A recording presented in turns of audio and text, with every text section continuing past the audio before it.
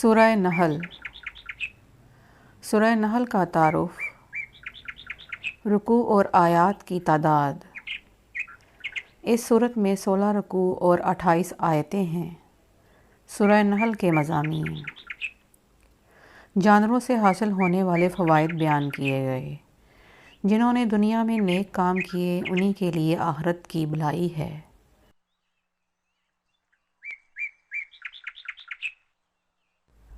فرشتے کفار کی جان کس طرح نکالتے ہیں اور متقی مسلمانوں کی جان کس طرح نکالتے ہیں۔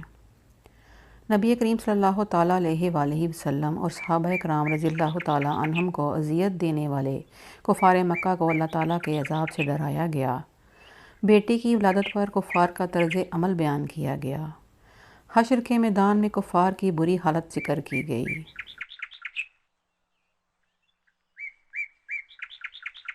عہد پورا کرنے اور قسمیں نہ توڑنے کا حکم دیا گیا۔ قرآن پاک کے بارے میں کفار کے شبہات کا رد کیا گیا۔